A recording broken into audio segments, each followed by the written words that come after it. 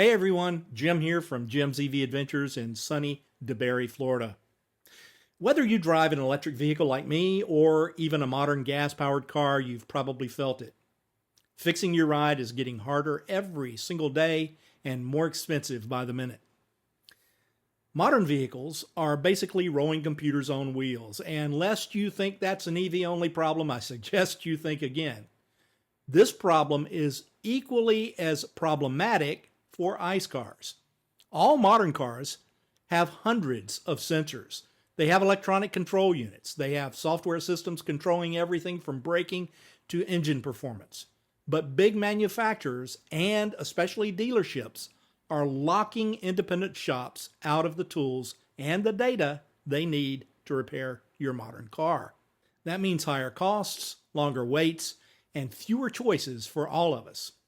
And with EVs needing even less routine maintenance, dealerships are fighting harder than ever to protect their service profits. Today, we're breaking down the barriers facing independent repair shops. We're going to talk about the bipartisan right to equitable and professional auto industry repair, the Repair Act, it's back in Congress, and why the North American Dealers Association, NADA, is working overtime to stop it. And if you're like me, and you're tired of being forced back to the dealership for basic repairs for your modern vehicle, be it gas or electric, then this video is for you. So come with me as we examine this issue and fight to fix it.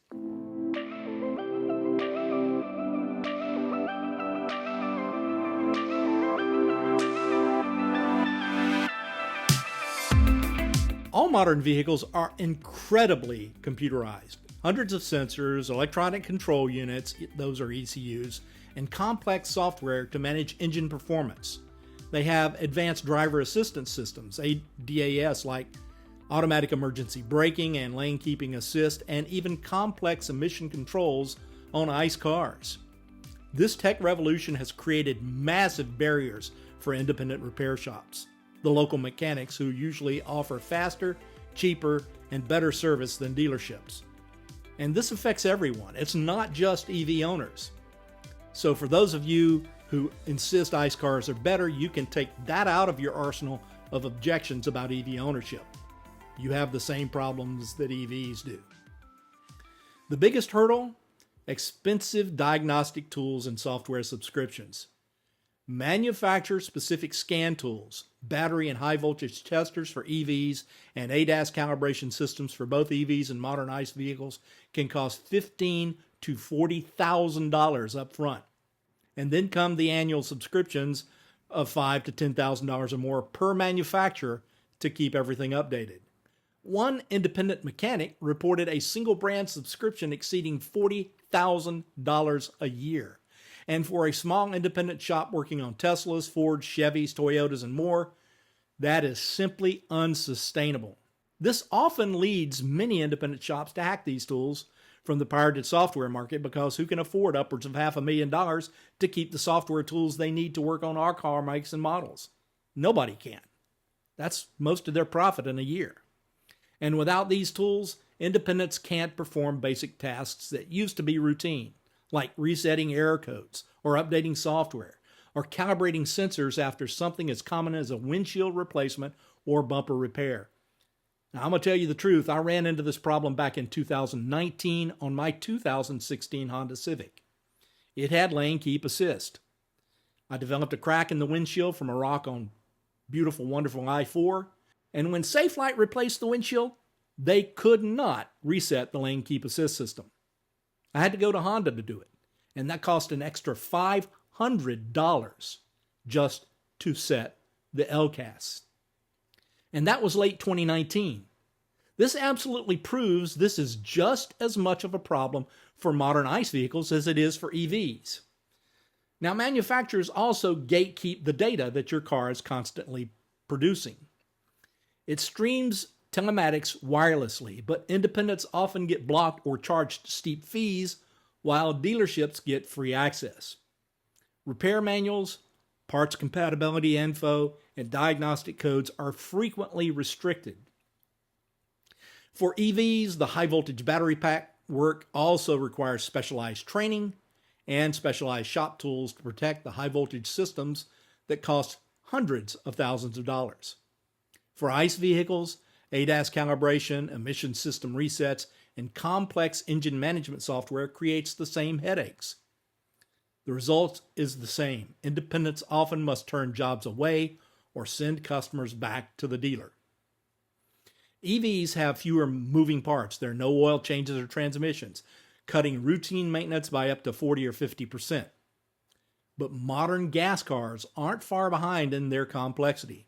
Collision repairs on EVs are 25% more likely to total the vehicle, and high-tech ICE cars face similar costs in inflation. This creates planned obsolescence, cars that become too expensive to fix outside of the dealership network. On X and in many of the online forums that I follow, owners and mechanics from both the EV and gas camps are frustrated. Like I said earlier, some shops even resort to pirated software just to stay in business. Tesla and all the other brands restricting parts to authorized shops only makes the problem worse. This is not about safety. It's about control over your vehicle, whether it's powered by electricity or by gasoline. And who's behind this policy? The NADA. And how does the NADA leadership ensure they can keep doing this with impunity? By their lobbying efforts in the highest levels of our government. Lobbyists, not you and I, the common citizen, run our Congress. That's where the Repair Act comes in. H.R. 1566 in the House and Senate 1379 in the Senate. This bipartisan bill, reintroduced in February of 2025 by Florida's Representative Neil Dunn and others like Senators Ben Ray Lujan and Josh Hawley, require manufacturers to give owners and independent shops the same access to data, tools, parts, and software as dealerships, including wireless telematics. You could delete your data for privacy and choose any shop without voiding your warranty. It's vehicles only, with strong cybersecurity protections. Support is huge. The Auto Care Association, the Car Coalition, and polls show that 83% of all Americans back this bill. States like Massachusetts and Maine already have similar laws on their state laws. Federal rules would make it consistent nationwide. But here is the latest update on this project. As of June this month, in the House, H.R. 1566 advanced out of subcommittee to the full Energy and Commerce Committee back in February, and a scaled-back version was later included in a larger surface transportation bill that passed committee in May. It's still waiting for further action on the House floor. In the Senate, Senate 1379 remains in committee with limited movement. Momentum continues to build, but we still need to push hard to get it across the finish line. And given the current administration's propensity to cave to lobbyists, especially the lobbyists in the big fossil fuels, and their partnership with organizations like NADA, I doubt there will be any notable White House involvement. There is no public evidence of active endorsements or statements from the current White House specifically supporting the Repair Act. The Repair Act would level the playing field for independents and lower the cost of automobile repair and ownership, so you can keep more of the money in your pocket and have more choices for the fixes on your car. Now, the National Automobile Dealers Association, NADA, opposes this act fiercely. They call it unnecessary.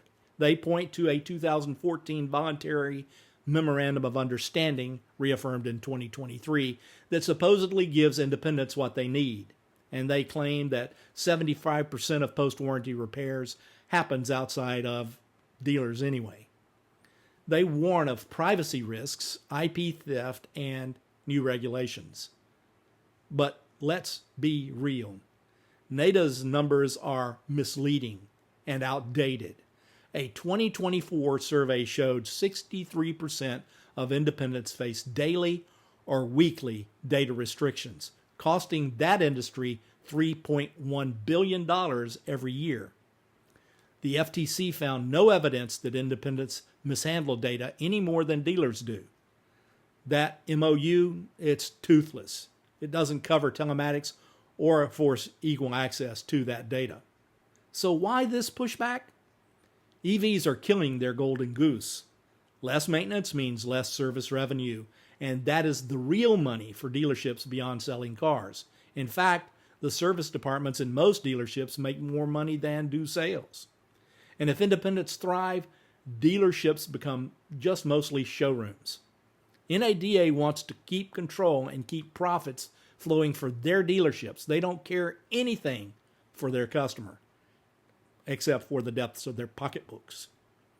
It's not about safety or innovation. It's about protecting a dying business model that we call the dealership model. And as one post on X put it, you can fix a 57 Chevy easy, but a 2026 model spies on you and blocks your repairs. So whether you drive an EV like me or a modern ICE vehicle packed with the latest tech, the message is the same. Big auto and dealerships want to control how you maintain what you own. The Repair Act is our best shot at restoring choice. It's our best shot at lowering cost. And it's our best shot to keep independent shops alive for all drivers, ICE and EV. Support the bill. Contact your representatives. Visit autocare.org or carcoalition.com to sign petitions and make your voice heard. Share your repair horror stories on X. Tag Jim's EV Adventures on screen or go over to Facebook and do the same thing. Let's build pressure. If this story has resonated with you, give it a thumbs up. Subscribe for more real talk on EVs and the future of car ownership, and comment below. Have you been sent by an independent repair shop to the dealer for a repair lately? Was it a gas or EV? Have you had to pay for an expensive diagnostic session on your EV when you've experienced any sort of an issue? For me, just to diagnose my telematics control unit a couple years ago, it cost me $200 for them to hook up their OBD2 port reader and determine that it was the telematics control unit that had failed. That's pathetic. Drive safe, power up smart, and fight for your right to repair. And I'll see you out there or somewhere along the route from point A to point B. And let's hope that when we do meet, it's not in the dealership repair shop. See you guys later.